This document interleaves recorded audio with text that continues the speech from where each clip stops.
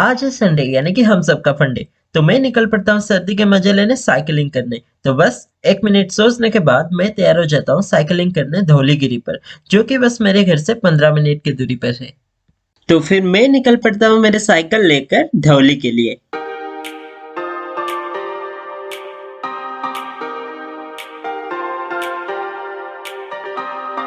करीब 15 मिनट के साइकिलिंग के बाद मैं पहुंच जाता हूँ धौलीगिरी के अशोक शिलालिपि के पास। और उसके पहले मैं देखता हूँ कि अचानक से इतना भीड़ कैसे।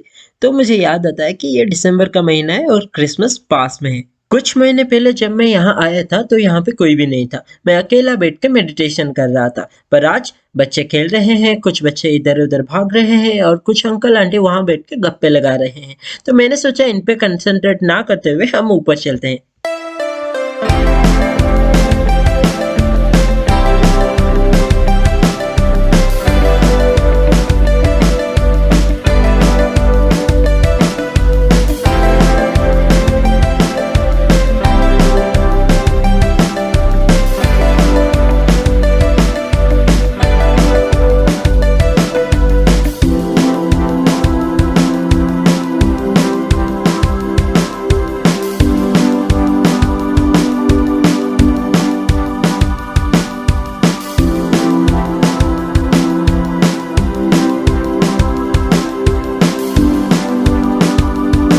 थोड़ी देर ऊपर घूमने के बाद तो मैं नीचे आ जाता हूँ और आ जाता हूँ इस अशोक के शिलालिपि के पास। वैसे इस अशोक की शिलालिपि के बारे में मैं थोड़ा सा बता ही देता हूँ। 262 बीसी में हुए कलिंग युद्ध के बाद राजा अशोक के दिल पूरी तरह से परिवर्तन हो गया और इस युद्ध की क्रूरता को देखने के बाद उन्होंने पूरी तरह से जिंदगी में युद्ध ना करने का घोषणा कर दी और वहीं पर उन्होंने अपना मन को परिवर्तन करते हुए बौद्ध धर्म को अपना लिया। वैसे आपके जानकारी के लिए बता दूं, इस अशोक शिलालिपि का खोज जेम्स प्रिंसिप ने 1817 में किया था। का ये शिलालिपि पूरे के पूरे प्राकृत भाषा में लिखा हुआ है और कहा जाता है कि इसमें उन्होंने अपने समय के वो कार्य प्रणाली को लिखित किया है। तो बस फिर मेरे साइकिल में चाबी घुमा के मैं निकल पड़ा असली धौली की तरफ। तो चलो।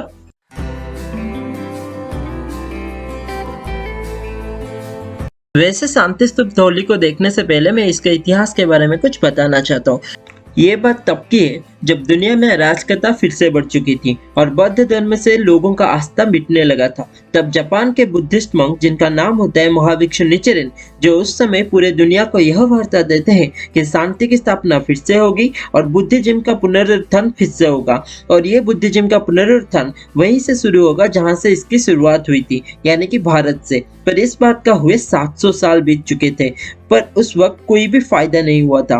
फिर वही जापान से और एक बुद्धिस्ट मंक जिनका नाम होता है निचिदास्तु फूजी, वो निचिरेन का बुद्धिज्म को फिर से पुनरुत्थान करने का सपना लेकर 1931 में इंडिया आ जाते हैं। फिर इंडिया में वो गांधी जी और नेहरू जी से मिलकर अपने सपना शांति स्तूप बनाने का इच्छा को जाहिर करते हैं। फिर इंडिया स्वाधीनता पाने के बाद भारत सरकार फूजी गुरुजी के शांति स्तूप बनाने के सपने को वास्तव रूप देते हुए इंडिया का पहला शांति स्तूप 1969 में राजगीर बिहार में स्थापित करते हैं।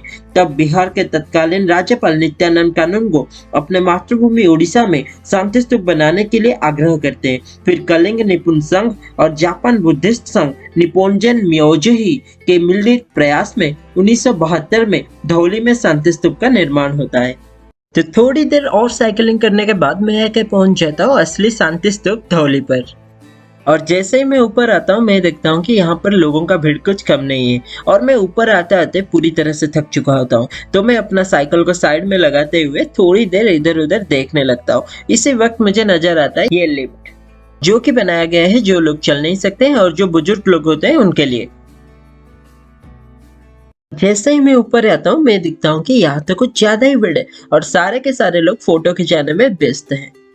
मन तो यूं था कि मैं एक जगह पर खड़ा रहूं और धौली को बस ऐसे ही देखता ही रह जाऊं, पर लोगों का भीड़ मुझे ये करने ना दिया। तो मुझे लगा कि मैं ऊपर जाके धौली को देखना सही रहेगा, पर ऊपर के रास्ते इतना ज्यादा भीड़ था कि मुझे लगा पीछे के रास्ते देकर ही ऊपर चलते हैं। और जब मैं पीछे के रास्ते गया वहां पे भी लोगों का भीड़ कुछ कम नहीं था, पर यह काबिल का तारीफ है, क्योंकि कोरोना के 2 साल के बाद इतना भीड़ वाकई में काबिल की तारीफ है, क्योंकि यही धौली ही है जो ओडिशा को इतिहास के अमर पन्ने में समाहित करता है। लोगों के भीड़ के सैलाब को काटते हुए मैं ऊपर चलने लगा था, पर यहाँ पर भी भीड़ कुछ ऐसा था कि मैं एक जगह पर रहकर वीडियो ना बना सका। कई समय खड़े रहने के बाद मैं फाइनली बुद्ध जी के वो 4 मूर्ति का फोटो खींच ही लिया।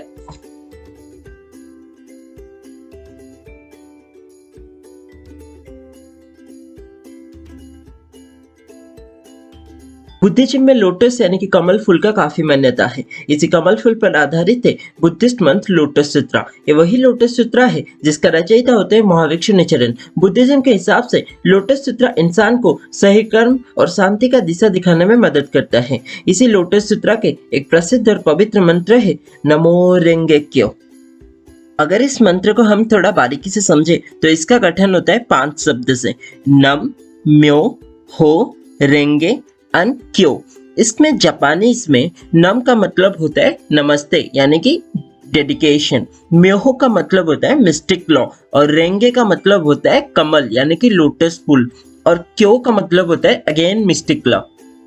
तो इस मंत्र के जरिए लोटस सूत्रा ये शिक्षा देता है कि कमल की तरह पवित्र बनना पड़ेगा। जैसे कमल कीचड़ के बीच होकर भी सबका ध्यान आकर्षित करता है, ठीक वैसे हमें शांति का मार्ग अपनाकर दुनिया के मुसीबत के समय में भी शांति को स्थापना करना पड़ेगा। जैसे कमल के अंदर रहे उसका बीज फूल के बढ़ने के साथ साथ बढ़ता ही रहता है, ठीक उसी तरह हमें शुरुआत से ही अपने जिंदगी में अच्छाई का मार्ग अपनाकर अपने अंदर ही उस अच्छाई को बढ़ाना पड़ेगा ताकि ये अच्छाई हमें राह दिखा सके और सही राह दिखाने में मदद कर सके।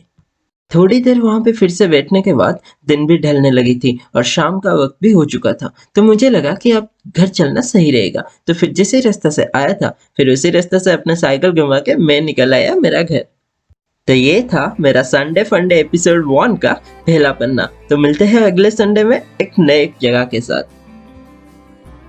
Do like, share and subscribe to Sunday Funday. Let's stay tuned.